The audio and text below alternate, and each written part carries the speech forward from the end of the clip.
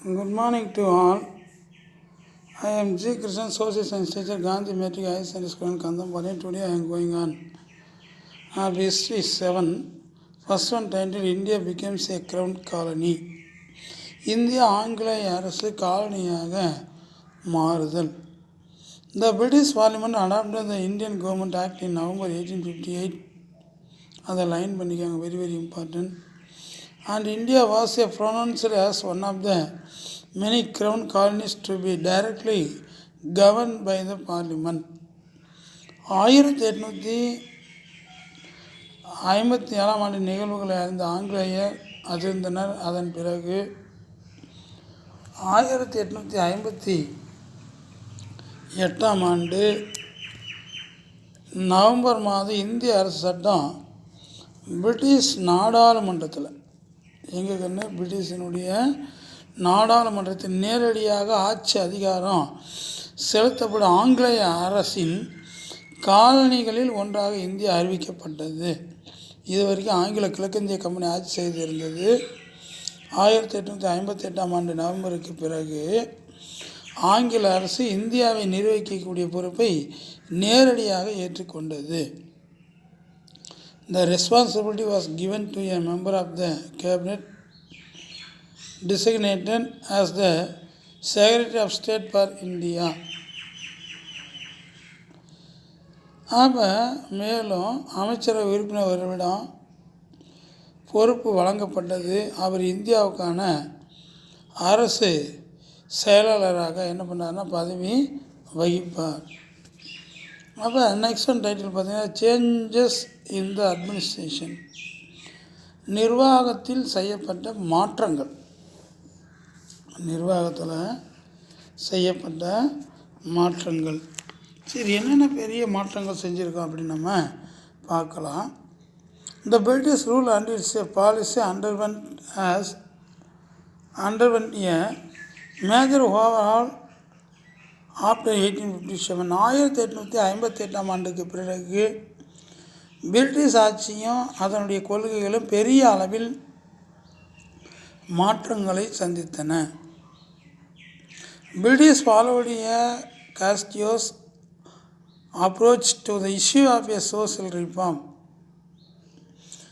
சமூக சீர்திருத்தம் தொடர்பான விஷயத்தில் பிரிட்டிஷ் அரசு எச்சரிக்கை மிகுந்த அணுகுமுறையை கையாண்டது.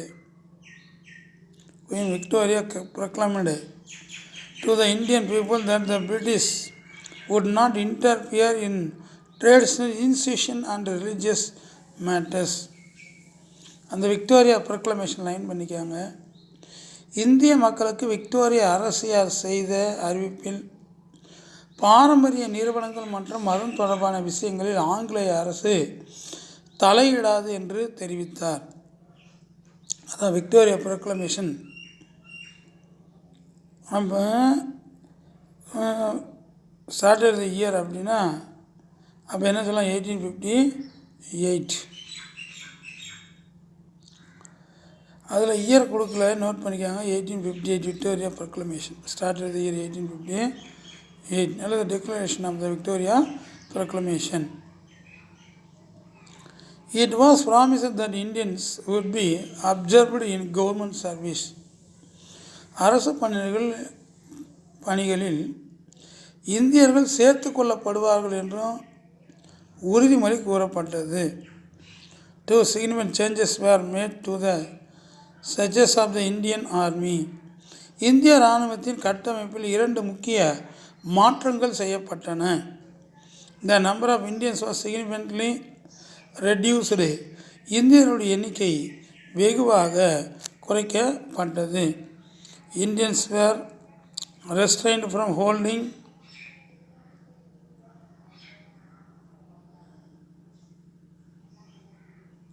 important ranks and position. முக்கியமான பதவிகள் மற்றும் பொறுப்புகள் வகிப்பதிலிருந்து இந்தியர்கள் விலக்கி வைக்கப்பட்டனர்.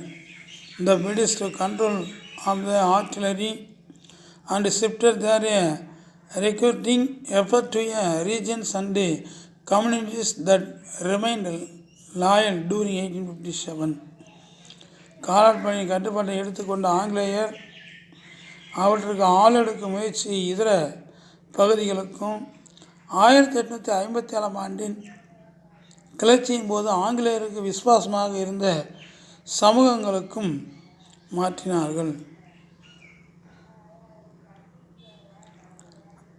நெக்ஸ்ட் ஒன்ல for instance the British turned away from Rajputs, Brahmins and North Indian Muslim and looked towards non-Hindu groups like the Gurkhas, Sikhs and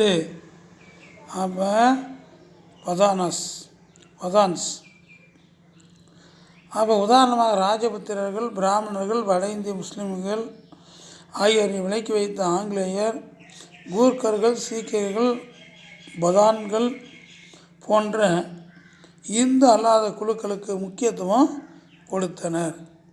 British also exploited the caste religious linguistic means language and regional differences in the Indian society through what came to be known as divide and rule policy.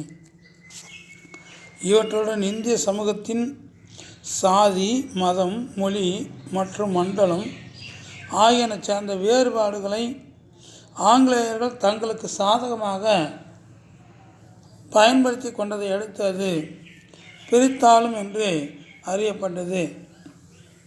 Divide and rule policy அப்படின்னா பிரித்தாளும் கொள்கை. இது யார் கொண்டு வந்ததுன்னு கூட கேட்பாங்க.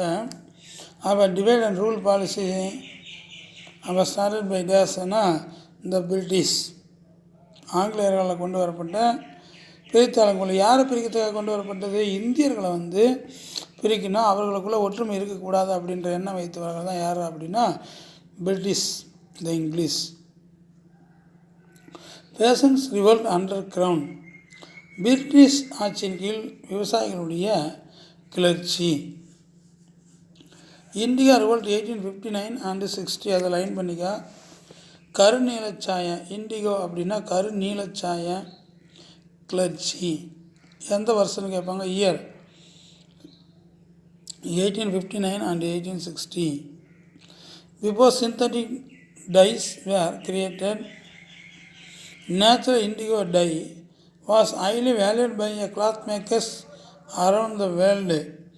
செயற்கை நிலச்சாயம் உருவாக்கப்படும் முன் இயற்கையான கருநிலச்சாயம் உலகம் முழுவதும் இருந்த ஆடை தயாரிப்பாளர்களால் பெரிதும் மதித்து போற்றப்பட்டது. Many Europeans employed peasants to grow the indigo, which was and processed into dye at the planters factories. பல ஐரோப்பியர்கள் இந்தியாவில் இண்டிகோ தோட்டக்காரர்களாக மாறுவதன் மூலம் தங்களுடைய செல்வாக்கை ஈட்ட முயன்றனர். The dye was then exported to Europe. அப்போ மேலும் அதன் பிறகு அந்த சாயம் ஐரோப்பாவிற்கு ஏற்றுமதி செய்யப்பட்டது. அப்போ பின்னர் சாயமாக தொழிற்சாலைகள் உருவாக்கப்பட்டது இண்டிகோ. அதன் பிறகு ஐரோப்பாவிற்கு என்ன பண்ணாங்கன்னா ஏற்றுமதி செய்யப்பட்டது. The peasants were forced to grow the crop. அப்போ மேலும் விவசாயிகள் இந்த பயிரை பயிரிடுமாறு நிர்பந்திக்கப்பட்டனர். என்ன பண்ணலாம், இந்த விவசாயிகள் இந்த பயிரை பயிரிடுமாறு என்ன பண்ணாங்கன்னா நிர்பந்திக்கப்பட்டனர். The British planter gave the cultivator a cash advance to help for the rent of the land and other cost. மேலும் ஆங்கிலேயர் முகவர்கள் பயிரிடுவதற்கு நிலத்தினை வாடகை மற்றும் இதர செலவுகளை சமாளிப்பதற்காக ரொக்க பணமாக கொடுத்து உதவினர்.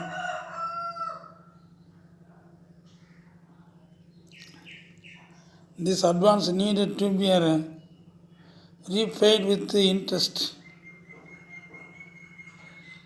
ஆனால் இந்த முன்பணம் வட்டியுடன் திரும்பி செலுத்தப்பட வேண்டும். The planters forced the peasants grow indigo